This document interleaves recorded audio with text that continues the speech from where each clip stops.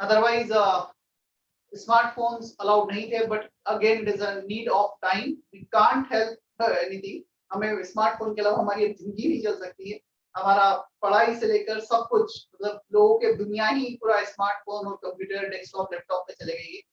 ठीक है, स्टिल कुछ चीजें हैं जैसे हमें ध्यान रखना है। लेक्चर्स का टाइम टेबल संडे को शेयर कर दिया जाएगा पूरे वीक का, मंडे टू सैटरडे, और वो टाइम टेबल तुम्हें इजीली समझ में आएगा। तुम्हारा जो पेज का नेम है उसमें ऊपर टाइमिंग, टीचर्स के शॉर्ट नेम। अब शॉर्ट नेम तुम एक वीक लेक्चर अटेंड करोगे, you will be used to all this short name. SJC Swapnil Jain chemistry, SRP Shravan sir physics, so हर किस एनपीटी नितिन पाठक बायोलॉजी, तो तुम सारे नेम इजीली जान पाओगे। बहुत ऐसा नहीं बहुत ज्यादा टीचर्स हैं यहाँ पर। टोटल केमिस्ट्री के 3 टीचर्स हैं, 3 में से 2 टीचर तुम्हें पढ़ाने वाले हैं। मैं फिजिकल इनऑर्गेनिक का सेक्शन, और एक और जो टीचर हैं वो half of the inorganic and organic section clear वो लेने वाले हैं।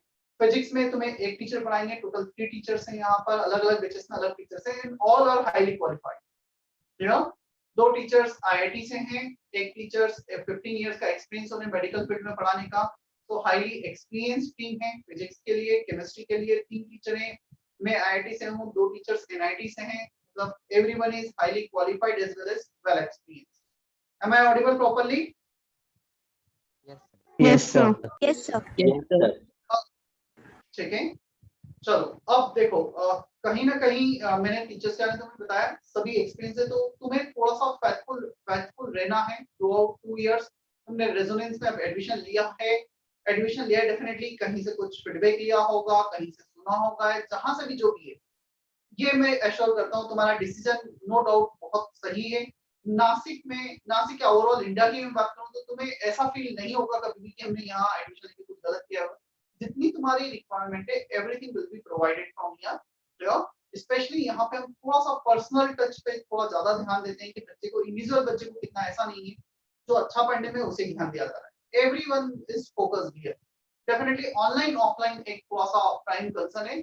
जब ऑफलाइन होता है मैं पर्सनली डे 1 से सारे बच्चों को देखता हूँ, मुझे 3 से 4 दिन में नाम भी याद हो जाते हैं, सबको अच्छे से जानने लगते हैं पर्सन। बट ऑनलाइन में कहीं ना कहीं वो थोड़ा सा कम्युनिकेशन गेप है। अब कम्युनिकेशन गेप, हम तो हमारे एंड से कम्युनिकेट कर रहे हैं ड्यूरिंग द लेक्चर, जितना मुझे बोलना होगा मैं बोलूंगा, जितनी इंफॉर्मेशन मुझे देनी होगी दूंगा, जितना मुझे मोटिवेट करना होगा मैं कर दूंगा। बट अब आता है तुम्हारा पार्ट। क्लियर?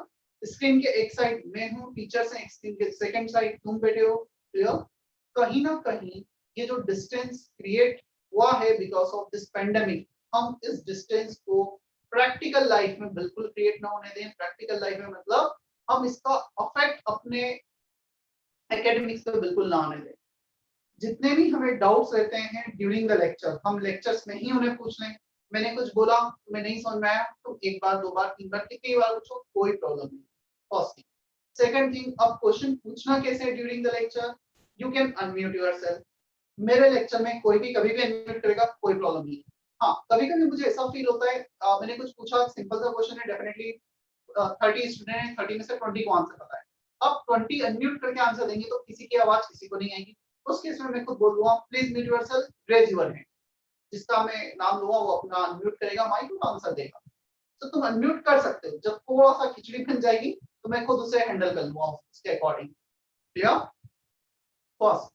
सेकंड, तुम चैट बॉक्स में टाइप कर सकते हो। स्टिल मैं प्रेफर यही करवाता हूँ, अनम्यूट करके बोलो, एटलीस्ट तुम्हारी आवाज मेरे कान तक आएगी, मुझे फील तो होगा कि हाँ सब कुछ वर्चुअल नहीं चल रहा है किसी भी टीचर को। Otherwise you can type in chat box. Clear? जैसे अभी किसी का मैसेज है Lenovo, I don't know Lenovo नाम से कौन एंटर हुआ है, you have to enter with your original name. अपने ओरिजिनल नेम से एंटर करना है तुम्हें। अटेंडेंस होती है हर लेक्चर में, यदि तुम अपने ओरिजिनल नेम से एंटर नहीं करोगे तो तुम्हारी एब्सेंट लग जाएगी। Clear? Who is this Lenovo?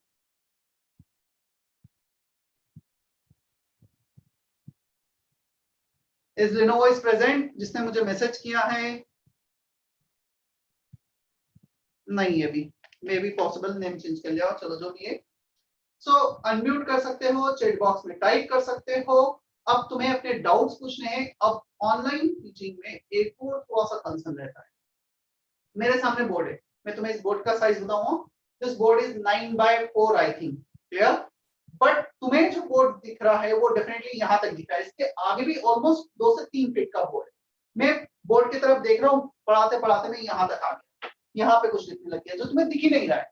तो बिल्कुल तुम्हें मतलब उसमें शाय फील नहीं करना है, रिस्पेक्टिव टीचर से एकदम प्रॉपर वे में, सर वो आपने जहाँ लिखा है वो नहीं दिख रहा है बोर्ड का पार्ट, तुम्हें कम्युनिकेट करना है। काफी बार होता है because nobody is used to of all the system from the beginning, from their like we can say हम बचपन से कोई भी ना तुम ना हम, we are not used to of the system, जो हम used to नहीं है सिस्टम के, तो कहीं ना कहीं धीरे धीरे लास्ट ईयर 1 साल पूरा ऑनलाइन हो गया, काफी कुछ करेक्शन किए गए सिस्टम में, स्टिल तुम्हें कहीं भी फील होता है तुम कम्युनिकेट करो। क्या क्या तुम कम्युनिकेट कर सकते हो? Sir board is not visible properly, your audio is breaking, क्योंकि नेटवर्क का तो ऐसा है, हमें पता है इंडिया में कोई भी नेटवर्क हम ले लें कहीं ना कहीं थोड़ा अप डाउन तो होता ही है। Clear? Still I have 100 Mbps connection at my home, 100 Mbps connection घर के लिए मतलब बहुत अच्छा कनेक्शन है, फिर भी रेयरली मुझे कभी शायद एक वीक में एक आधी लेक्चर में कहीं ना कहीं कुछ इशू आ जाता है, कुछ नेटवर्क की डाउन है, कुछ पावर फेलियर है। क्लियर? तो तुम्हें कहीं भी फील होता है कि सर का वीडियो पॉज हो रहा है, वीडियो ब्रेक हो रहा है, ऑडियो ब्रेक हो रहा है, कम्युनिकेट करो। मतलब वो लेक्चर सर अपने फ्लो में, टीचर अपने फ्लो में चले जाएंगे, तुम कम्युनिकेट नहीं करोगे, काफी बार पता नहीं लगेगा। तो कम्युनिकेट करना है। मैंने कुछ लिखा, ये मैंने लिख दिया, तुम्हें पता ही नहीं चल रहा है क्या लिखा है। क्लियर? मैंने केमिस्ट्री लिखा बट वो इतना छोटा है, इतने फॉन्ट साइज इतने छोटे हैं, या राइटिंग में भी पॉसिबल उतनी अच्छी नहीं। राइटिंग तो कोई भी टीचर बहुत ज्यादा चेंज नहीं कर सकता है, मेरी भी राइटिंग बहुत अच्छी नहीं, बट हाँ जब मैं लिखता हूँ तो फिर थोड़ा सा ऐसा लिखता हूँ कि वो समझ में आ जाए बड़ा आते। क्लियर? सो तुम ये भी कम्युनिकेट कर सकते हो टीचर्स को, सर वो आपने जो लिखा है बड़ा लिख देंगे, थोड़ा सा क्लियर और लिख देंगे तो समझ में आएगा। राइट? मतलब ये कुछ चीजें हैं बेसिक सी, जिससे हम हर क्लास में हमारा इंटरेक्शन भी होगा, इंप्रूवमेंट भी होगा, हमें हम पूरा फोकस्ड रहेंगे। क्लियर? कल मेरे पास एक बच्चे का मैसेज आया कि सर वो इस सब्जेक्ट के लेक्चर्स में ऐसा कुछ बोर्ड ब्लर था। तो मैंने बोला कल ब्लर था तो मुझे आज बता रहे हो, बेटर है ना टीचर को क्लास में ही बता दो उस टाइम पे कि सर आपका बोर्ड थोड़ा ब्लर हो रहा है, या आप थोड़ा सा और फोकस कीजिए, जैसे मैं बताता हूँ। जस्ट फॉर एग्जांपल, ये मेरा ओरिजिनल कैमरे का व्यू है। क्लियर? मैं इसे थोड़ा फोकस करके रखता हूँ। अब इसमें रिफ्लेक्शन कहीं आ रहा है, कहीं पे भी कुछ लिखूंगा थोड़ा छोटा दिखेगा, so definitely it is better to focus on the board. मतलब उसको थोड़ा सा सेट कर लिया मैंने भी। ऐसा तुम्हें कहीं लगता है किसी टीचर के रिस्पेक्ट तो तुम डेफिनेटली उन्हें कम्युनिकेट कर सकते। Is that okay? मतलब करते रहना है हमें एक चीजें कम्युनिकेट, कहीं भी तुम्हें प्रॉब्लम आती है तुम्हें कम्युनिकेट करना है। ठीक है? Yes, sir. Yes, sir. Yes, sir. Yes, sir. ऐसे यस सर बोलते भी रहना है हर क्लास में, ताकि टीचर को भी लगे हाँ चलो सारी चीजें सही जा रही हैं। तो अनम्यूट करके बोल सकते हैं, चैट बॉक्स में टाइप कर सकते हैं, कुछ भी इशू आ रहा है, आवाज कम आ रही है, ज्यादा आ रही है, जैसे भी आ रही है कम्युनिकेट करना है हमें। ब्लर हो रहा है, वीडियो पॉज हो रहा है, ऑडियो ब्रेक हो रहा है, कम्युनिकेट करना है। ठीक है? अब काफी बार ये भी होता है हमारे एंड से सब कुछ सही है, ऑलमोस्ट हर लेक्चर में 2-3 बच्चे मुझे 40 students are attending lecture, out of 42 student definitely going to say this kind of thing, sir वो आपका ऑडियो ब्रेक हो रहा है। तो दोनों एंड पे नेटवर्क सही होना जरूरी है, एक तो मेरे एंड पे भी नेटवर्क सही होना जरूरी है और तुम्हारे एंड पर। जैसे ही मुझसे कोई बच्चा ऐसा बोलता है, मैं 2 बच्चों के नाम लेता हूँ दूसरे, क्या मेरी वॉइस प्रॉपर आ रही है? वो बोलते हैं सर आ रही है, इसका मतलब उन बच्चों का नेटवर्क इशू। तो तुम्हें तुम्हारे एंड से भी कभी नेटवर्क इशू हो सकता है। अब इस केस में क्या किया जा सकता है? आज फर्स्ट डे है केमिस्ट्री का, may be the first day of the lectures of resonance. तो हमें पहले तो डेफिनेटली 3-4 मंथ्स को जो सिचुएशन है वो तो नॉर्मल होते नहीं दिख रही। May be possible this will be extended till Diwali, this may be extended for the whole year. हमें नहीं पता कि अभी क्या होने वाला है। तो जब जहां तक भी सिचुएशन जाने वाली है, हमने रेजोनेंस की फीस पे की है। एक और चीज तुम्हें करना है, अपने पेरेंट्स से बोलकर ब्रॉडबैंड कनेक्शन ले लेना। ये तुम्हारा मोबाइल नेटवर्क स्ट्रॉन्ग नहीं है, definitely you have to take broadband connection. ये चीजें लॉन्ग टर्म जाने वाली हैं, तुम्हारे एजुकेशन एकेडमिक्स के लिए बहुत जरूरी है। It may cost 600-700 per month मोर, इतना हम ट्रेवलिंग में भी दे देते। यदि तुम रेजोनेंस सेंटर पे आते इतना तुम 2000, 1500 रुपए शायद वेन सर्विस को भी देते। तुम हॉस्टल में रहते तो कहीं ज्यादा 6 से 7 हजार रुपए महीना खर्च आता वेन हॉस्टल में खाने और रहने का। तो बहुत सारी चीजें हैं। यार 600-700 रुपए एक्स्ट्रा कॉस्ट आ रहा है, डजंट मैटर। बोलो पेरेंट्स और ये ब्रॉडबैंड कनेक्शन ले लो घर पर। ठीक है? ब्रॉडबैंड कनेक्शन तुम्हारे एंड से भी होगा तो लीस्ट इशू आएगा इन सारी चीजों का।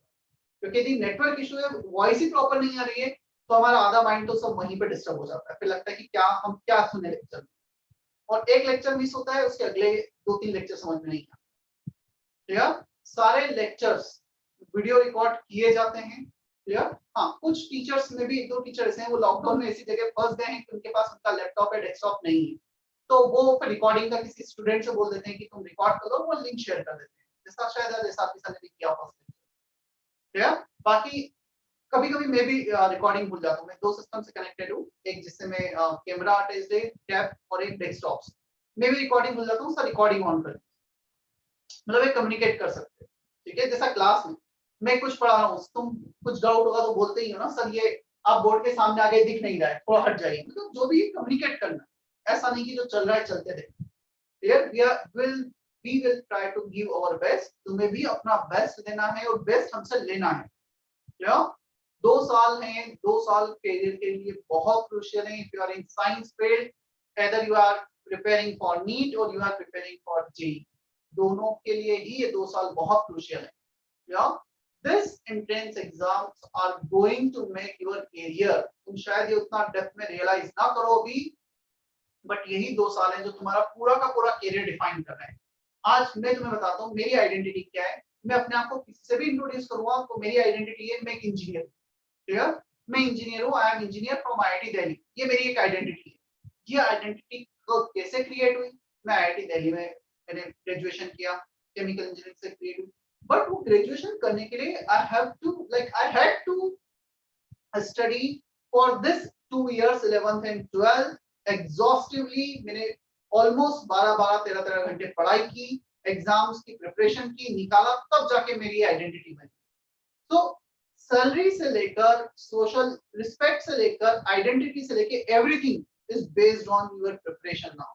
मैं बिल्कुल नहीं बोल रहा हूँ कि 2 साल तुम्हारा IIT में सिलेक्शन नहीं हुआ तो लाइफ पूरी बस खत्म हो गई, ऐसा है, नीट में सिलेक्शन नहीं हुआ तो खत्म हो गई, बट ये 2 साल बहुत मैटर करते हैं। इन 2 साल में हार्ड वर्क करके हम जिस पोजीशन तक जा सकते हैं, उतना शायद हम उतना सिंपल वे कहीं और नहीं मिलेगा। मतलब सिर्फ हमें फिजिक्स केमिस्ट्री मैथ्स या फिजिक्स केमिस्ट्री बायोलॉजी पढ़ना है और अपना करियर बनाना है। ऐसा नहीं कि बाद में मेहनत नहीं करना पड़ता, मेहनत तो बाद में भी करनी पड़ेगी, but this is the kind of entrance exam, competitive exam. ये एक रेस है जहां पर यदि मैं MBBS की बात करूंगा तो शायद यहाँ पे सीट से 50,000 इंडिया में 15 लाख बच्चे एग्जाम देंगे, 12 लाख बच्चे एग्जाम देंगे। IIT की बात करूंगा 20,000 सीट्स हैं इंडिया में और 6 से 8 लाख बच्चे एग्जाम देंगे। तो हमें यहाँ पे कंपटीशन में आगे रहना है। बाद में एक बार हम MBBS कॉलेज में चले गए, IIT में चले गए, फिर तुम्हारे CGPA कम ज्यादा भी होंगे तो उससे कोई बहुत ज्यादा फर्क नहीं पड़ेगा। क्लियर? तो फर्क यहाँ पे ज्यादा पड़ेगा, इसलिए 2 साल ज्यादा क्रूशियल हैं। तुम जितना बेस्ट कर सकें, IIT नहीं तो NIT नहीं तो चलो CET से कुछ अच्छा कॉलेज ले। MBBS हम जितना अच्छा MBBS कॉलेज ले सकें ले लें। MBBS में तो बहुत ज्यादा ऑप्शन नहीं बचता है, MBBS या फिर BDS, बट उसमें डेफिनेटली सीट्स ज्यादा है। मैं सारे इंजीनियरिंग अच्छे कॉलेज की सीट काउंट करूंगा तो कुछ 30-40,000 आती है, MBBS की सीट्स 50,000, तो नंबर ऑफ सीट्स वहां ज्यादा है थोड़ा। तो हम थोड़ा सा ध्यान रखें, 2 साल लेक्चर्स बिल्कुल मिस नहीं करना है हमें। यदि तुम एक लेक्चर मिस कर रहे हो, basically you are not missing one lecture, you are going to miss next 2-3 lectures of the same topic. हमें समझ में ही नहीं आना है, हम अटेंड भी कर लेंगे तो हमें फर्क ही समझ में ही नहीं आएगा। तो हमेशा लिंक रहता है एक लेक्चर का दूसरे लेक्चर से, दूसरे लेक्चर का तीसरे लेक्चर। तो अटेंड करना है, बहुत ही अनअवॉइडेबल रीजन है, हम अवॉइड ही नहीं कर सकते, तो एक बात अलग है। और उस केस में भी क्या करना है, जो रिकॉर्डिंग है उस लेक्चर की वो देख लेना है। अब रिकॉर्डिंग कहाँ अवेलेबल होगी, कैसे अवेलेबल होगी, सब कुछ एक्सप्लेन कर दिया जाएगा तुम्हें। रेजोनेंस नासिक स्टडी सेंटर का एक YouTube चैनल है। जनरली मेरे लेक्चर्स हो गए, पाठक सर के लेक्चर्स हो गए, शिवाजी सर के लेक्चर्स हो गए, मतलब मैक्सिमम टीचर्स वहां पे अपने लेक्चर्स अपलोड कर देते हैं।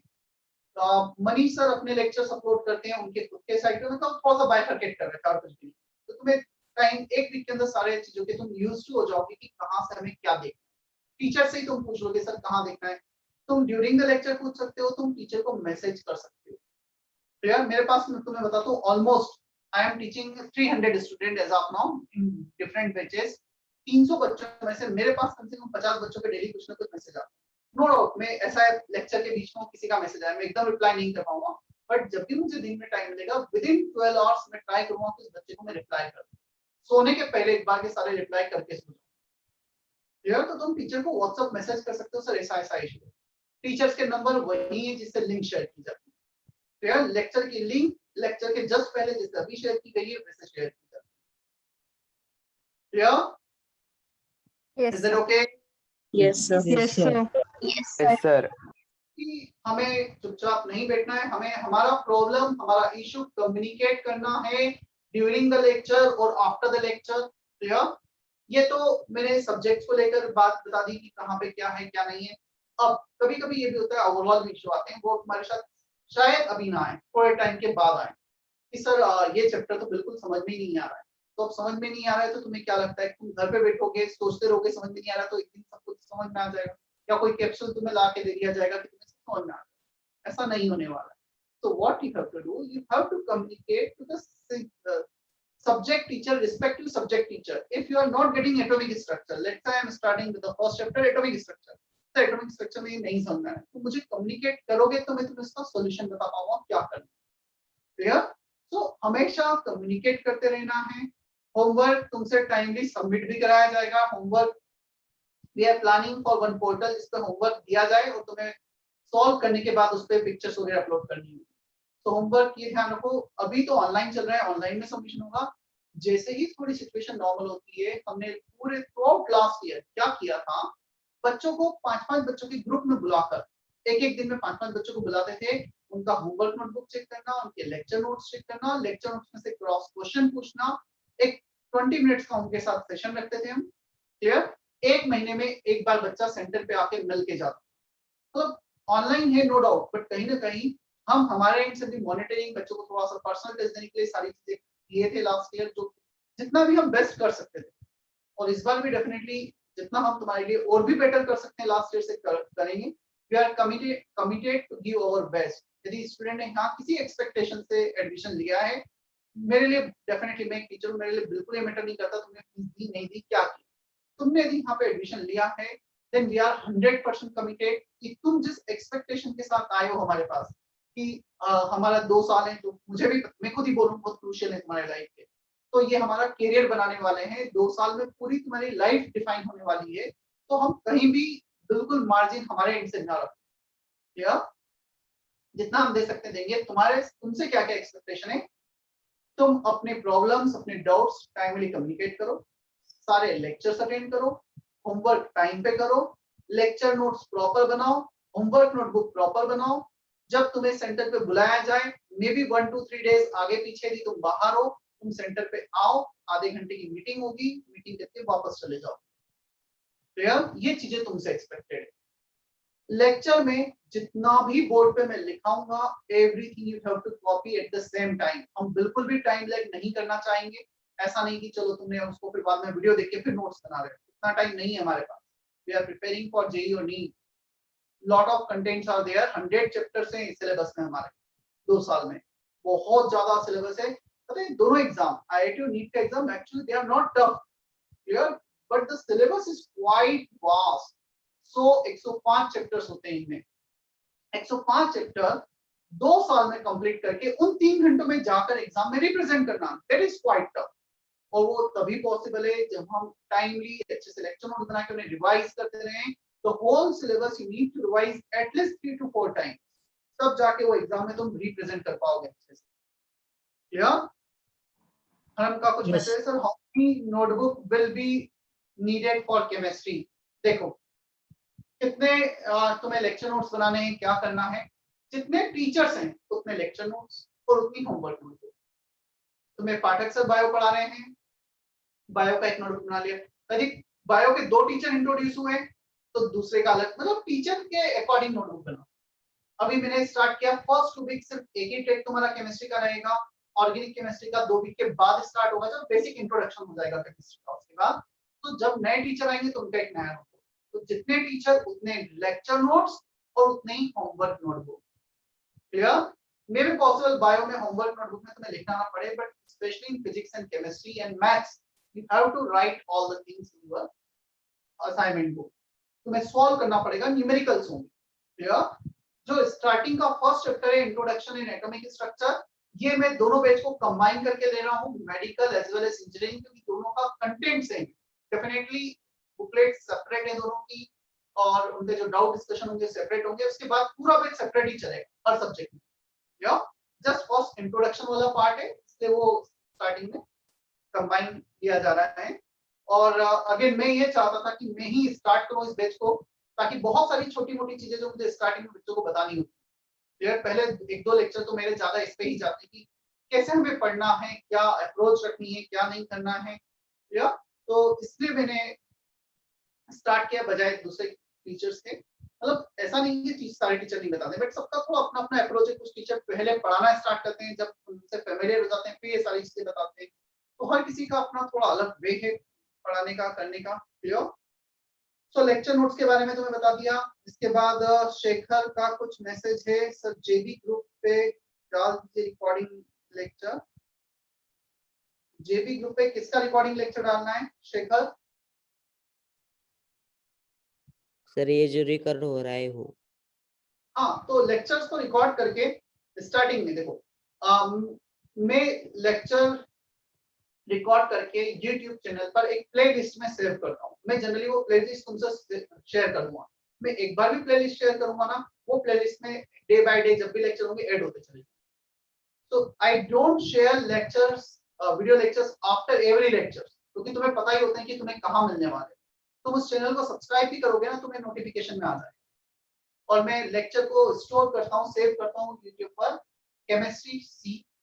लेट्स से हम चल रहे हैं introduction to chemistry first chapter पर, ITC स्लैश बैच का नेम, तुम्हारा बैच जो भी होगा उसका बैच का नेम आ जाएगा और डेट। तो तुम्हें एग्जैक्टली पता लगेगा तुम्हारे बैच का है, डेट कौन सा है, कौन सा टॉपिक है, केमिस्ट्री का है या फिजिक्स का है। मतलब एग्जैक्टली पता लग जाता है, वो ऐसे ही स्टोर किया जाता है, सेव किया जाता है। ठीक है? Yes sir. अगेन सिर्फ एक वीक की बात है, एक वीक के बाद तुम काफी यूज्ड हो जाओगे सिस्टम से कि कैसे क्या प्रोसीड किया जा रहा है। या तो lecture notes, homework notebook proper बनाना है, पढ़ने का अप्रोच क्या रखना है। लेक्चर्स में जितना तुम फोकस करोगे, सी 10th बोर्ड के preparation and 11th 12th JEE और नीट का preparation, very large very huge difference between them. दोनों में बहुत ज्यादा डिफरेंस है। क्लियर? हम जब सीईटी या नीट या फिर जेई का प्रिपरेशन करते हैं तो, और इनमें जो 10th तक बोर्ड तक काम पढ़ते थे, हम स्कूल जाते थे, स्कूल में कुछ हमें लिखाया जाता है क्वेश्चन आंसर, उन्हें पढ़ते थे, समझते भी थे, और एग्जाम में कुछ क्वेश्चन आएंगे, लेट्स 100 क्वेश्चन लिखे, 100 में से 10 क्वेश्चन आ गए, 10 के आंसर लिखे, न्यूमेरिकल भी आए, न्यूमेरिकल भी सॉल्व कर दिए, और हमारे मार्क्स आते थे 90-95। तुम्हें पता है लास्ट ईयर IIT जेई का कट ऑफ जो था वो था 27%। तो जिसके 27% मार्क्स आए थे उसका IIT में सिलेक्शन हो गया। सो अगेन IIT और नीट का जो एग्जाम है थोड़ा डिफरेंट होता है, पढ़ने का अप्रोच थोड़ा डिफरेंट होता है। First you need to listen everything, you need to understand the concept, then you have to use that concept in the numericals, especially in physics, chemistry and maths. में numericals में use करना होता है, which is short of tough in comparison to other our board exams. तो ये थोड़ा सा tough task होता है, तो हम थोड़ा ध्यान रखें कैसे हमें अप्रोच करना है। अब क्या ये अप्रोच सर आपने बता दिया और डिमांड पे आ गई? Definitely no. This approach can be created only by observation during lectures as well as practice after the lecture. कोई भी चीज एकदम से नहीं आती है, हमें धीरे धीरे ही चीजें समझ में आती है कि कैसे हमें अप्रोच रखना है, कैसे पढ़ना है, कैसे सॉल्व करना है। जितना तुम लेक्चर में फोकस रखोगे, पहली चीज, सेकंड जितना प्रैक्टिस करोगे, थर्ड प्रैक्टिस में जो तुम्हें डाउट्स हैं, डाउट्स में तुम फिर जितना फोकस करोगे। तो 2-3 चीजें हैं जो मैटर करती है। Is that okay? तो हमें लेक्चर अच्छे से सुनना है, लेक्चर में नोट्स बनाने हैं। लेक्चर नोट्स को लेक्चर के बाद ट्राई करो सेम डे, और यदि शाम को लेक्चर खत्म हो रहा है तो नेक्स्ट डे मॉर्निंग तक लेक्चर नोट्स रिवाइज करो और उसका होमवर्क उसी दिन खत्म करो, चाहे लेक्चर 3 दिन के बाद। ठीक है? कोई फर्क नहीं पड़ता कितने दिन के बाद लेक्चर है, बट होमवर्क सेम डे खत्म करने की कोशिश करो। First 2-3 weeks you will not have much homework क्योंकि चैप्टर से स्टार्ट होंगे, बट 3 वीक के बाद तुम्हें इतना होमवर्क मिलेगा कि तुम्हें टाइम हमेशा ही कम पड़ेगा। तो कम पड़ेगा तो उसे मैनेज कैसे करना है वही हमें सीखना है। ठीक है? चलो, सो Stay self motivated. If you need again motivation from our side कि सर ये थोड़ा सा ऐसा हो रहा है, मैसेज करो. Generally we keep PTM on every second or like after every 60-70 days. उसमें जनरली मोटिवेशन सेशन भी होता है, थोड़ा सा गाइड किया जाता है. प्लस लेक्चर में तो जो रेगुलर बेसिस पे होता ही है. मतलब कभी अलग अलग टीचर तुम्हें अलग अलग टाइम पे जब जैसा रिक्वायर्ड होता है हमारे एंड से बताते रहते हैं, थोड़ा मोटिवेट करते रहते हैं. Test third Sunday on average test होगा जो सेंट्रलाइज होगा सारे सब्जेक्ट का. और इन बिटवीन तुम्हारे कुछ टेस्ट होंगे जो टॉपिक वाइज टेस्ट होंगे जो अलग अलग टीचर अपने अकॉर्डिंग ले सकते. तो Sunday is mainly reserve for test. Test तुम डेफिनेटली ऑनलाइन है, घर पे बैठ कर दोगे. ये टेस्ट तुम्हें हम जज कर रहे हैं या तुम अपने आप को जज कर रहे हो, उसके लिए बिल्कुल भी नहीं. इन टेस्ट के मार्क्स को कभी भी अदरवाइज नहीं लेना है. मैं एक्चुअली बोल रहा हूँ, मतलब मुझे अपना भी पता है. मैं जब 2004 से 2006 में आईआईटी का प्रिपरेशन कर रहा था, मुझे आज भी पता है 2004 में जब मैंने पहला आईआईटी का टेस्ट दिया कोचिंग इंस्टीट्यूट में, मेरे 3 नंबर आए थे 60 में से 60 में से 3 मार्क्स. मतलब मैं एक्चुअली बैठ के रोया था कि मैं आईआईटी की प्रिपरेशन कर रहा हूं, 3 मार्क्स आए. तो ये टेस्ट में जो डे 1 पे तुम्हारे मार्क्स से डे 2 पे जो मार्क्स से बिल्कुल मैटर नहीं करता है. उन क्या गलतियों से जो भी तुमने टेस्ट में किए, how to like understand the things, how to correct the things, whatever mistake you have done, that is more important than your marks. ये मार्क्स आना ना हमारा जजमेंट का कोई वे है, ना ही तुम अपने आप को जज करो. उसमें जो गलतियां की है, क्या वो गलतियां हम नेक्स्ट टाइम सुधार पा रहे हैं. नेक्स्ट टाइम कुछ नई गलतियां होगी चलेगा, बट क्या हम इंप्रूवमेंट कर रहे हैं डे बाय डे, वो ज्यादा मैटर करता है. और टेस्ट के एनालिसिस से ही हमें पता लगता है कैसे हमें अप्रोच करना है 2 साल. This is a continuous learning process, continuous correction process. ये जो एग्जाम्स है ना, they are not exams for the selections, they are the exams for the rejection. ये आईआईटी का एग्जाम, नीट का एग्जाम, मतलब 12 लाख बच्चे एग्जाम दे रहे हैं, 12 लाख में 40,000 50,000 बच्चे सिलेक्ट होने नीट में. तो हो क्या रहा है, 25 में से 25 में से एक स्टूडेंट सिलेक्ट हो रहा है, तो 24 को तो रिजेक्ट ही कर रहे हैं. तो these are the exam for the rejection, not for the selection. तो रिजेक्शन का एग्जाम है तो चलो हम भी उसी वे में जाते हैं. क्लियर. आईआईटी का भी मैं बताऊं तुम्हें, ऑन एवरेज 50 बच्चों में एक बच्चे का सिलेक्शन होता है. क्लियर. तो 50 में से एक का सिलेक्शन हो रहा है, 14 इनको रिजेक्ट कर रहे हैं. तो उस वे में हमें कैसे अप्रोच करना है, बहुत रिजेक्ट कर रहे हैं मतलब बहुत सारी उनको गलतियां निकालनी, तो हमारी बहुत सारी गलतियां होनी है डेफिनेटली एग्जाम में भी, टेस्ट में. तो हम अपनी गलतियों को धीरे धीरे कम करें. अब तुम्हारे कभी भी 80 90 95% मार्क्स नहीं आएंगे इन टेस्ट. क्लियर. जो प्योर फुल टेस्ट होगा उसकी बता रहा हूँ. हाँ, क्लास टेस्ट में कभी-कभी फुल मार्क्स आते हैं, कोई प्रॉब्लम नहीं, जो जस्ट बेसिक फंडामेंटल पे बेस्ड होता है. जो टेस्ट मेनली तुम्हारे board preparation, basic concept, CET level की प्रिपरेशन के लिए चेक किया जाता है.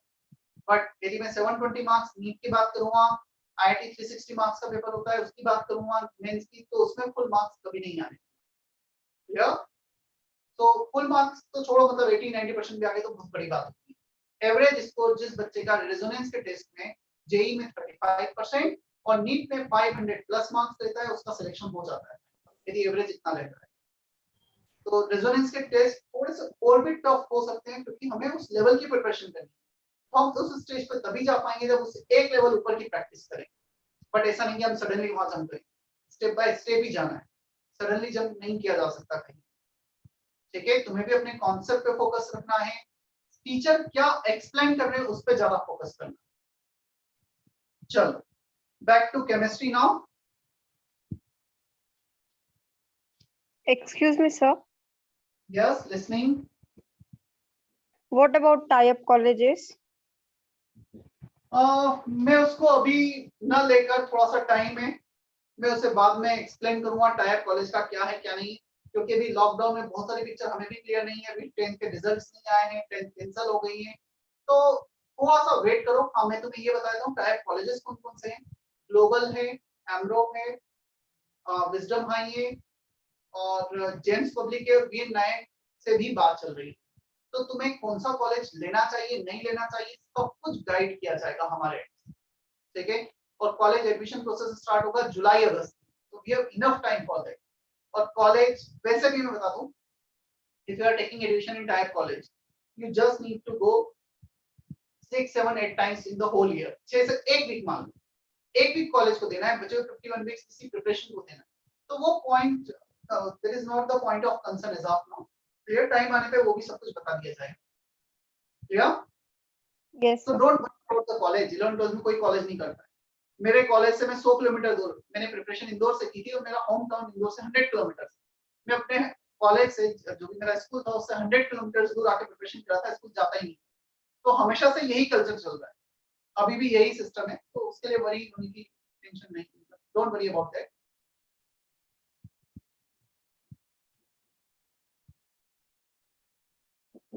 एक्चुअली 10 तक स्कूल मैटर करता है, हम किस स्कूल में पढ़ रहे हैं, क्या हो रहा है स्कूल में। 11 12 में स्कूल के बजाय थोड़ा सा इंस्टीट्यूट मैटर करते हैं, कैरियर ओरिएंटेड एग्जाम्स होते हैं, उनकी प्रिपरेशन ज्यादा मैटर करती है। Excuse me, sir. Yes, listening. Sir, which books we should prefer for chemistry? See, this kind of hard copy will be provided to you almost for each chapter. We have 100 to 105 chapters. In 2 years, you will get 100 to 105 booklets. Again, ये सारी books एक साथ नहीं मिलेंगी। ये books जैसे जैसे तुम्हारा सिलेबस आगे बढ़ते जाएगा, कोटा से आती हैं, तुम्हें दे दी जाती है। अभी काफी बच्चों को, मैक्सिमम बच्चों को बुकलेट नहीं मिली होगी because of lockdown situation. Otherwise whenever you take the admission at the same day, same time, this books will be hand over to you. ऐसा किया जाता था अब तक, बट लॉकडाउन सिचुएशन के कारण सब कुछ ऑनलाइन चल रहा है। जब तक ऑनलाइन चल रहा है, ये बुकलेट सॉफ्ट कॉपी में तुम्हारे पास अवेलेबल हैं। उसकी जब रिक्वायरमेंट आएगी वो भी मैं एक्सप्लेन करूंगा स्क्रीन शेयर करके कि तुम कहां से कैसे एक्सेस कर सकते हो। जब तक के लिए तुम्हें जो भी होमवर्क है, इन बुक्स की स्कैन कॉपी हम ग्रुप पे सेंड कर दिया है। अदरवाइज rezosir.com एक ऐप है, उस ऐप पर जाके तुम ये सारे एक्सेस कर सकते हो। जिन भी बच्चों का एडमिशन कंफर्म हुआ है, शायद वही बच्चे यहाँ पे बैठे, उनका ऑलरेडी आईडी पासवर्ड क्रिएट हो चुका है। Roll number is ID, date of birth is password. तो उसका जब यूज आएगा मैं अच्छे से एक्सप्लेन करूंगा नेक्स्ट लेक्चर तक। ठीक है, अगेन अब क्वेश्चन है सर कौन सी बुक्स परचेज करनी है। जब तक तुम्हें रिस्पेक्टिव सब्जेक्ट टीचर ना बोले, तुम्हें एक भी बुक मार्केट से परचेज नहीं करनी है। कुछ केमिस्ट्री में तुम्हें बोलूंगा ही, पूरे 11th में कोई बुक लेने का नहीं बोलूंगा। No book is required in 11th standard. यार एक साल बाद शायद कुछ बताऊंगा, लगेगा। फिजिक्स में कुछ बेसिक बुक है, एचसी वर्मा, जो भी टीचर तुम्हें पढ़ा रहे हैं वो जब एडवाइस करते हैं तब लेना। ठीक है, even you don't need to purchase NCERT for chemistry as of now. NCERT की भी अभी रिक्वायरमेंट नहीं है, ले लेते हो, बेसिक बुक है, कोई प्रॉब्लम नहीं, बट अभी रिक्वायरमेंट तो नहीं। तो तुम्हें टीचर्स बताएंगे कब कौन सी बुक की रिक्वायरमेंट है। Clear? Okay, sir. Okay, sir. See, Okay, sir. Physical, inorganic, organic. Chemistry has 3 section. Generally physics और मैथ्स को ऐसे डिफरेंट सेक्शंस में डिवाइड नहीं किया जाता है, मतलब करते भी तो बहुत ज्यादा डिफरेंस नहीं होता है ऐसा, but in chemistry there is a large difference in all this sections. Physical chemistry, it is mainly based on numericals. Numerical पे बेस्ड है, इसमें कैलकुलेशन वाला पार्ट आता है। क्या?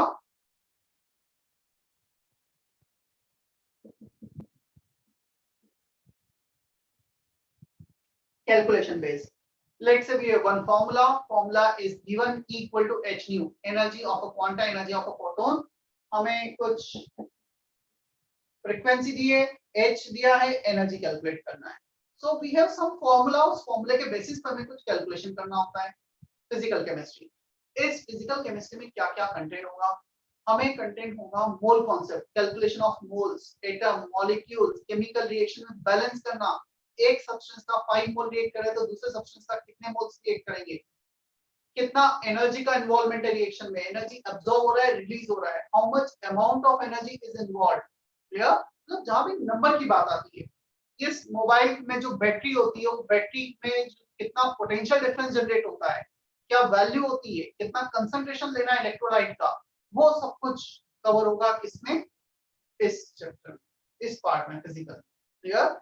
Almost 33%, 30 we can say around 33 to 38% weightage physical chemistry का होता है। दोनों ही एग्जाम में, आईआईटी और नीट के एग्जाम्स, 33% to 40% ले लो, चलो रफ, तो 1/3 के अराउंड, 1/3 से थोड़ा सा ज्यादा बोल सकते हो। अब आते हैं इनऑर्गेनिक केमिस्ट्री पर।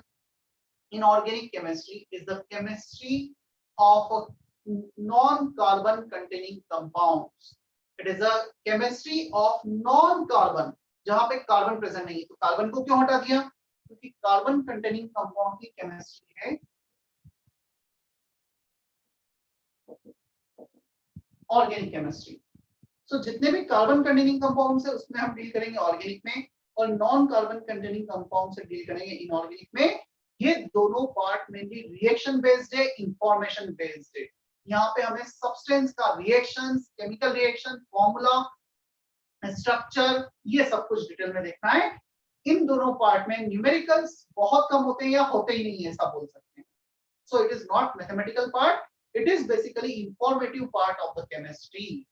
इसमें आ गए तुम्हारे एसिड्स हो गए, HCl हो गया, HNO3 हो गया, H2SO4 हो गया, एसिड्स हो गए, उसके बाद तुम्हारे कुछ स्ट्रक्चर हो गए, बॉन्डिंग हो गई, टाइप्स ऑफ बॉन्डिंग हो गई। So in this chemistry we need to learn the whole periodic table and their properties, their reactions except carbon. अब कार्बन के लिए पूरा का पूरा केमिस्ट्री क्यों बना दिया हमने? Because we have lot of examples near to us, around us, in our atmosphere, in our body, everywhere, which are carbon containing. तो बहुत सारे सब्सटेंस नेचर में ऐसे थे जो कार्बन कंटेनिंग थे, इसलिए हमने एक सेपरेट सेक्शन बना दिया organic chemistry, carbon containing compound. हमारे बॉडी के cells carbon containing, ink carbon containing, wood carbon containing, food carbon containing, plants carbon containing. तो हमारे आसपास बहुत सारी चीजें कार्बन कंटेनिंग है। प्लास्टिक पॉलीमर ऑफ कार्बन, वो भी कार्बन कंटेनिंग है। क्लॉथ्स आर पॉलीमर्स, ये भी कार्बन कंटेनिंग कंपाउंड्स। तो हमारे आसपास बहुत सारी ऐसी चीजें हैं which are carbon containing compounds. तो उसको एक सेपरेट सेक्शन में रखा। अब तीनों सेक्शन में पढ़ने का जो तरीका होता है, न्यूमेरिकल है, प्रैक्टिस करनी होगी, इनऑर्गेनिक है, बेस्ड ऑन इंफॉर्मेशन, याद करना पड़ेगा, 300-400 रिएक्शंस याद करने पड़ेंगे हमें इस पार्ट में पूरे 2 साल। ऑर्गेनिक में chemical reactions with their mechanism, उसमें समझना भी पड़ेगा और याद भी करना पड़ेगा। इन चैप्टर के लिए मैं बताऊंगा, इसमें जो स्टार्टिंग के टॉपिक्स हैं जनरल ऑर्गेनिक केमिस्ट्री तक, जो 11th में स्टार्टिंग के फर्स्ट 1 2 मंथ्स में होंगे, वो बहुत मैटर करते हैं, क्योंकि आगे वाला पार्ट सारा स्टार्टिंग में डिपेंड करता है। फिजिकल में फिर भी ऐसा होता है, मैं एक चैप्टर से जब दूसरे चैप्टर पे जाऊंगा, मे बी पॉसिबल मैं 2 5 10% से ज्यादा I am not going to use first chapter, मतलब सेपरेट चैप्टर्स हैं। किसी ने 1 महीने लेट भी ज्वाइन किया, सेकंड चैप्टर से स्टार्ट करा तो शायद सबको समझ में आए, बट यहाँ पे यदि स्टार्टिंग का पार्ट छूट गया तो मुश्किल होता है। 11th वाला ऑर्गेनिक बहुत मैटर करता है 12th के ऑर्गेनिक को समझने में, और 12th में ऑर्गेनिक ज्यादा है। यदि 11th का जो बेसिक ऑर्गेनिक नहीं समझ में आए, 12th का भी नहीं आएगा। तो हमें लिंक रहता है सब कुछ, एक लेक्चर मिस हुआ तो आगे के 3 लेक्चर खत्म। तो 2 टीचर तुम्हें केमिस्ट्री पढ़ाने वाले हैं, एक physical plus half of the inorganic, second organic plus half of the inorganic. जो इससे रिलेटेड है वो यहाँ पर वैसे तो रिलेटेड तो मैं नहीं बोल सकता, कुछ पार्ट इनऑर्गेनिक का मैं लूंगा और कुछ पार्ट सेकंड टीचर लेंगे। Is that okay? Excuse me, sir. Yes. Sir, please explain physical chemistry. Physical Sir, वो chemistry. formula क्या है? Sorry? अरे That ये फॉर्मूला formula is. वो तो मैंने एक एग्जांपल लिया था जो पढ़ाऊंगा मैं तुम्हें बाद में। मतलब ये फॉर्मूला फॉर्मूला पता है, वो लिख देता हूं मैं, E=mc²। Now mass is given for the particle, calculate the energy, मतलब कैलकुलेशन वाला पार्ट फिजिकल केमिस्ट्री में काउंट होगा। एंड फिजिकल केमिस्ट्री में बहुत सारा पार्ट ऐसा है जो फिजिक्स में भी कवर होता है, तो it is related to physics somewhat, not exactly, but yes, some part of it related to physics also. Yeah?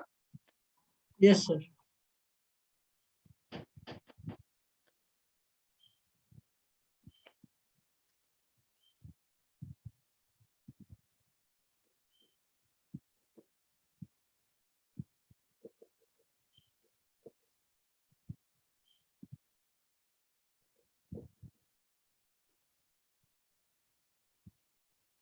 Introduction to chemistry first chapter. चलो हमारे पास बहुत ज्यादा टाइम तो नहीं बचा है, बट जितना भी टाइम बचा है रफली 25 मिनट, उतना हम अब चैप्टर स्टार्ट कर रहे हैं।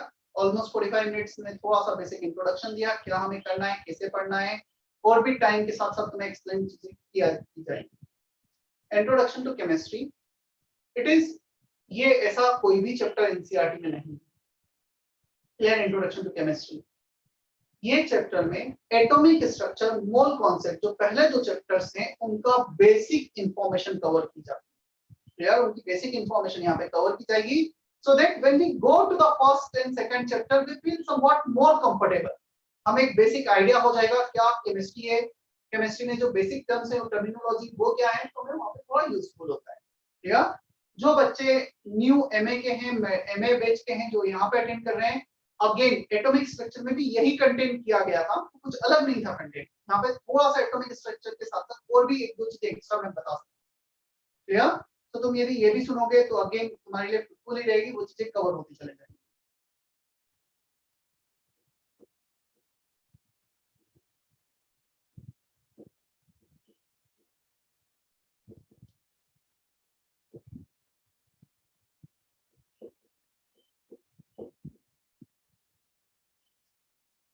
Dalton's atomic model.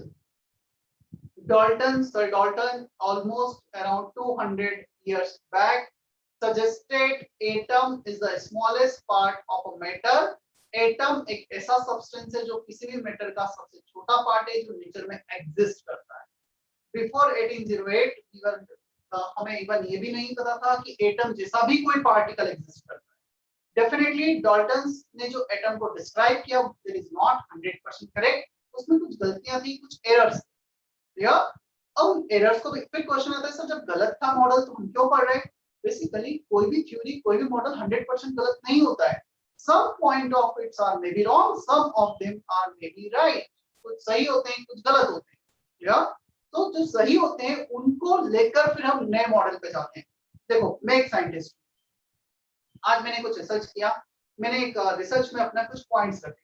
No doubt मैंने जो रिसर्च किया मे बी पॉसिबल मुझे उसकी सारी अंडरस्टैंडिंग नहीं हुई, या मैंने कुछ रिसर्च में कुछ मे बी पॉसिबल सारे एक्सपेरिमेंट परफॉर्म नहीं किए जिससे मुझे उसकी सारी प्रॉपर्टीज पता लग। मैंने कुछ सही सजेस्ट किया, कुछ गलत सजेस्ट किया। सेकंड साइंटिस्ट आया आफ्टर 10 20 40 इयर्स, उसने मेरे ही रिसर्च को आगे और प्रोसीड किया, मेरे रिसर्च को बेस लेकर now he is going to perform some more experiment. तो जो मेरे गलतियां की उसे उसने सही की और जो सही पॉइंट्स है उसको आगे लेके चला गया। मैं यदि रिसर्च नहीं करता, मैं कुछ एक्सपेरिमेंट परफॉर्म नहीं करता तो उस पे अगेन कोई वर्क नहीं कर सकता। सो इनका ये जो भी है, हम ये बोले क्यों हम पढ़ रहे हैं क्योंकि फर्स्ट टाइम इन्होंने एटम के बारे में, एटम को डिस्क्राइब किया। या कुछ पॉइंट्स देखते हैं, सही है गलत है वो भी हम देखेंगे।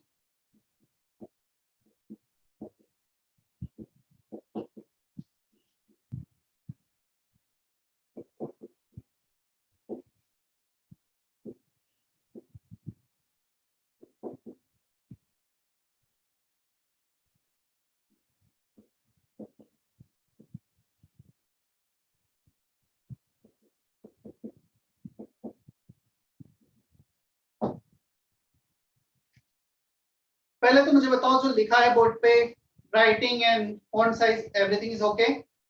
Yes, sir. Yes, Yes, sir. Yes, sir. Yes, sir. sir. Yes, sir.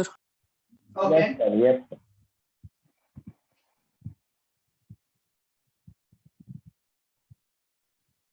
Hiram का मैसेज है sir this chapter is from which part. तो हिरम तुम बताओ किस पार्ट से, मैंने क्या बताया था, मैं कौन सा चैप्टर पर, मैं क्या किसका टीचर हूँ, फिजिकल का या ऑर्गेनिक का?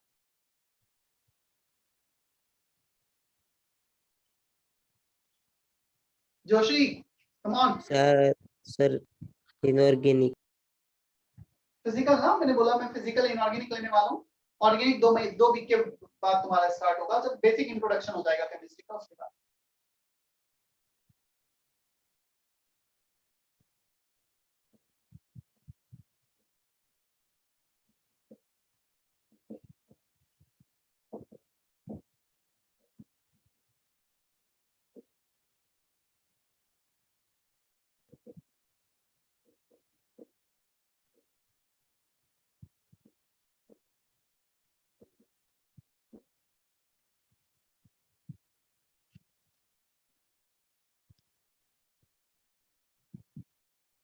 First point, atom is the smallest part of a matter which can exist in nature.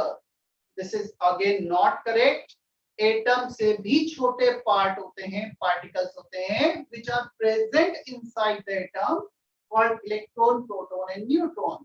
तो इसका जो फर्स्ट पॉइंट था which is that is not correct. अब तक वो ट्रू नहीं माना गया है. Yes, in 1808 almost for the 20-30 years इसे ट्रू माना गया था.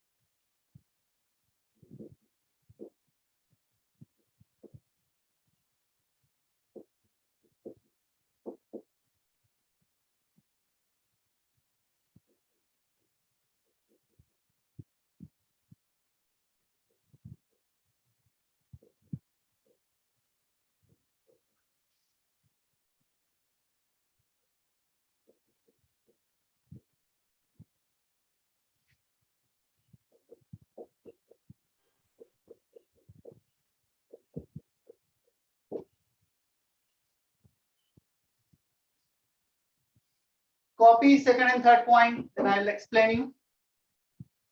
Lecture notes proper बनाना है, fresh notebook बनाना है. By chance, if anybody do not have like notebook, fresh notebook right now, तो उसे जहाँ पे लिखना है लिख लो, पर जैसे भी तुम्हें fresh notebook मिलता है उसमें फिर कॉपी करना. ठीक है? राइटिंग वगैरह मैटर इतना नहीं करता है. मैटर ज्यादा ये करता है कि हम एक सिस्टमेटिक वे में बना रहे हैं नोट्स. तुम्हारा नोट्स कोई भी चेक करके मार्क्स नहीं देगा, बट वो नोटबुक तुम्हें 2 साल यूज करना है for the revision purpose, again after and after almost for the 3-4 times. तो बेटर है हम अच्छे से लिखें. ट्राई करो हेडिंग एक अलग कलर से लिख लो. जनरली लेक्चर में होता हूँ तो मैं भी एक अलग कलर से लिखता हूँ, बट वो ऑनलाइन के कारण यदि मैं अलग कलर से लिखूँ अभी तो शायद तुम्हें दिखेगा ही नहीं. देख पा रहे हो क्या रेड और ब्लैक अलग अलग कुछ तो दिखता ही नहीं रेड और ब्लू बोर्ड पे लिखने पर, इसलिए मैं नहीं लिखता हूँ.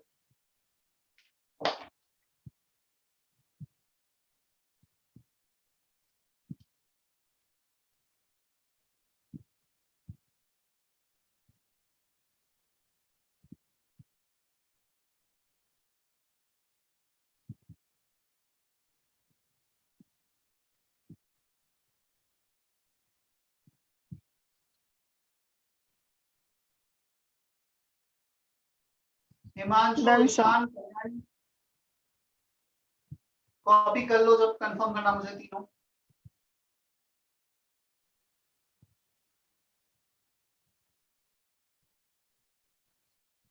Yogesh, can you hear me?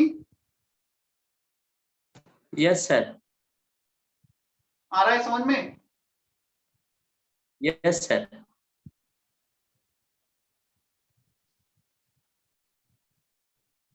First, I have already explained. Second one, atom is spherical and smallest one which can participate in a chemical reaction. This point is true till now. Atom सबसे spherical consider आज भी किया जाता है, वो सबसे छोटा part है जो किसी chemical reaction में participate करता है. Clear? Atom of same elements are identical with respect to their charge, size and mass. So एक एलिमेंट के सेम एलिमेंट के जो एटम्स होंगे उनका चार्ज, साइज और मास हमेशा आइडेंटिकल होगा, सेम होगा. That is not true due to existence of isotopes. अब क्वेश्चन आता है ये आइसोटोप्स क्या होते हैं?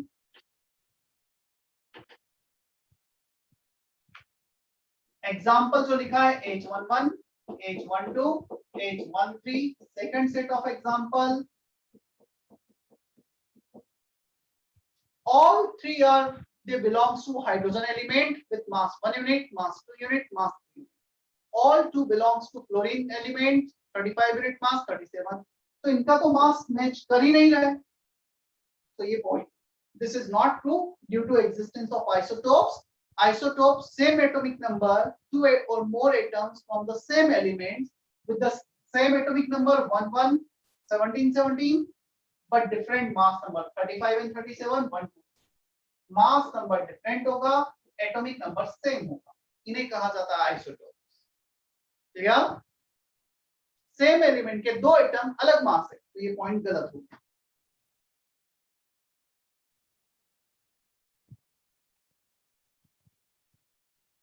Sir, can you repeat the third point? क्या बताना है बताओ, मतलब पढ़ना है या समझाना है? Sir, समझाना है. हाइड्रोजन के तीन एटम्स होते हैं, एक होता है हाइड्रोजन, एक होता है ड्यूटेरियम, एक होता है tritium. One of them has mass 1, another has 2, and the third one is 3. Chlorine can have two atoms, one with mass 35, another with mass 37. और वेल नोन एग्जांपल लेता हूँ, कार्बन 12, कार्बन 14, दोनों ही कार्बन है, दो अलग अलग मास है 12 and 14. सो यहाँ पे बोल रहा है थर्ड पॉइंट में, they should have same mass, same element have identical with respect to charge, size and mass. क्या उनका मास आइडेंटिकल आ रहा है क्या?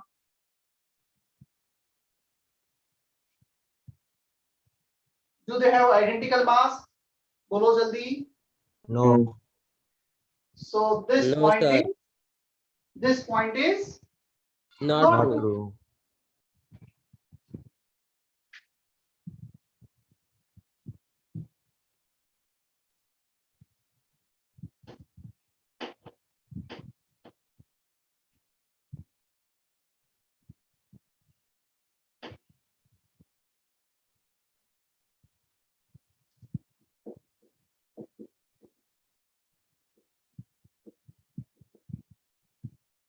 नेक्स्ट पॉइंट लिख रहा हूं मैं, कॉपी करना है.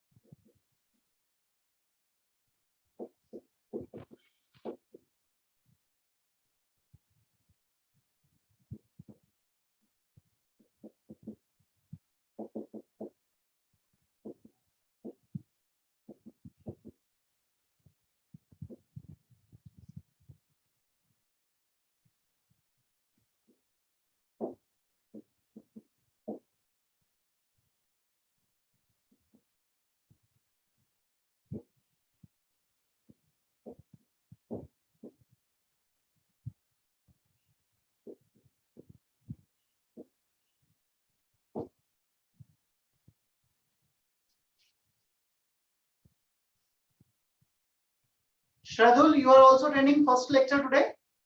Shradul Ahir. Yes, sir.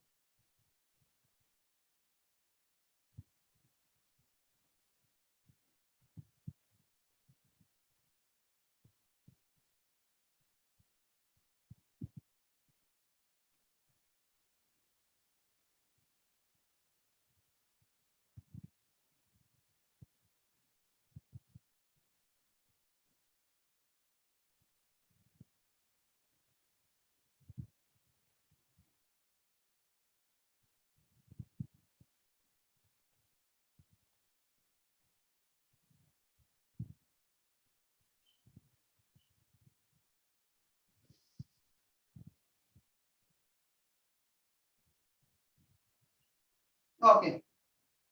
Hope copy कर लिया होगा सभी ने. See here. Atoms of different elements are different with respect to their charge, size and mass. जैसे same element के atoms identical होते हैं. One of the postulate of Dalton's atomic model is atoms from different elements should be different with respect to their charge, size, and mass. But we have some example in which mass is same and the atom belongs to different element. Organ 40 unit mass, calcium 40 unit mass, दोनों का mass same आ रहा है, एक organ का atom है और एक calcium का एटम है. तो atoms of different elements can have same मास. तो ये पॉइंट भी गलत हो गया. पता है ऐसे सब्सटेंस जिनका एटॉमिक नंबर डिफरेंट है, मास नंबर सेम है, दे आर कॉल्ड आइसोबार. पहले आइसोटोप्स था, same atomic number different mass number. Same atomic number, different mass number का isotopes. Same mass number, different atomic number is called isobar. Is that okay? ISO. Isobar.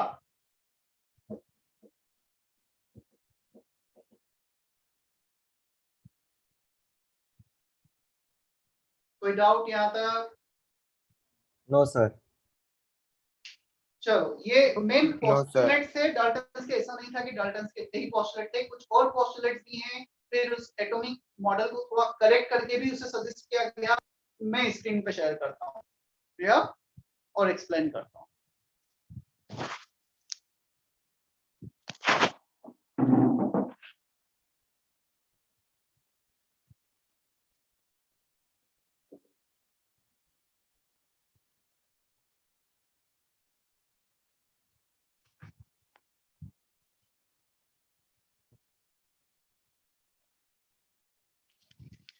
Just give me a minute.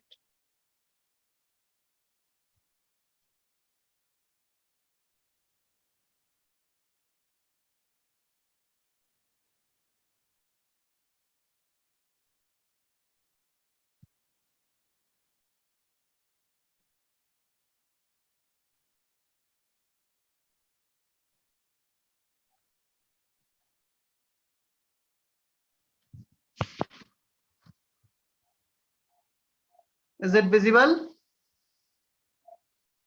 Yes, sir. Yes, sir. Yes, sir. Yes, sir.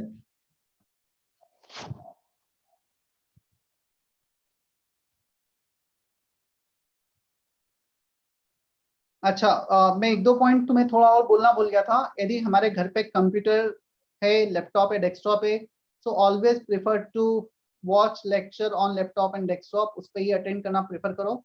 Option नहीं है तो फिर mobile पे attend करना है. यदि option है तो लैपटॉप डेस्कटॉप पे ही अटेंड करना है. बड़ी स्क्रीन रहती है, थोड़ा अच्छी विजिबिलिटी रहती है, दिमाग में चीजें सही तरीके से जाती हैं. और मैं तो ये भी सजेस्ट करूंगा, यदि तुम ले सकते हो डेस्कटॉप, आई थिंक 15,000 तक का आता है, हमेशा तुम्हारे पास रहेगा. इवन कॉलेज में जाओगे तब भी रहेगा. बेसिक रिक्वायरमेंट है, जब भी मौका मिले हो तो ले लेना उसे. चलो, atomic hypothesis. Each element is composed of extremely small called atom. ये ऑलरेडी हम देख चुके हैं. फर्स्ट अभी सुनना है ना, मैं जब तक कॉपी करने का नहीं बोलूंगा नहीं करना है. All atoms of a given elements are identical. ये भी हम देख चुके हैं. Atoms of different elements have different properties including mass. ये भी हम ऑलरेडी कवर कर चुके हैं. क्लियर? इसमें जो हमने कवर नहीं किया है वो लास्ट 2 पॉइंट्स, और ये तुम्हें लिखना भी नहीं है, जस्ट मैं यहीं पे एक्सप्लेन कर देता हूँ. Atoms of elements combine to form molecules and compounds are formed when atoms of more than one element combine. So basically इस पॉइंट में फिफ्थ पॉइंट बोला गया है, 2 nitrogen atom can combine to give 1 molecule of N2. Clear? 1 carbon and 2 oxygen atom can combine to give CO2. This is the fifth point. So nothing is special. लिखने की बहुत ज्यादा जरूरत नहीं थी, इसलिए लिखा है नहीं. Sixth point, in a given compound, the relative number of atoms are constant. इसका मीनिंग ये हुआ, if you take ammonia, ammonia में nitrogen is to hydrogen ratio is always 1:3. So nitrogen से जो हाइड्रोजन का रेशो होगा वो हमेशा कांस्टेंट होगा 1:3. क्या इतना क्लियर है हमें? Yes, sir. Yes, sir. First 4 point ज्यादा यूजफुल थे, वो लिखने की जरूरत भी नहीं है तुम्हें. Modern atomic hypothesis. अब उन्हीं में जो करेक्शन कर हमने इसको एक मॉडर्न बना दिया. First, atom is no longer considered to be indivisible. The word indivisible means which can not be divided, मतलब एटम को छोटे पार्ट में ब्रेक नहीं किया जा सकता. तो अब ऐसा कंसिडर नहीं किया गया है. It is no longer considered to be indivisible. इसे डिविजिबल माना गया है, डिवाइड किया जा सकता है. Second, atoms of the same elements may have different atomic weight. That is, ये ऑलरेडी मैं बता चुका हूं, नॉट 2 में लिखा दिया था, isotopes, isobars, this 2 points. Fourth point, atom is no longer indestructible. It in many nuclear reaction, a certain mass of the nucleus is converted into energy. Again, this will study in detail in nuclear chemistry. वहां पे आएगा. बाकी fifth point भी मूल concept में detail में आएगा. ठीक है, जितना काम का था, यूजफुल था, उतना मैं लिखा चुका हूं. Again you don't need to write anything from here, just explanation के लिए मैंने शेयर किया था. ठीक है,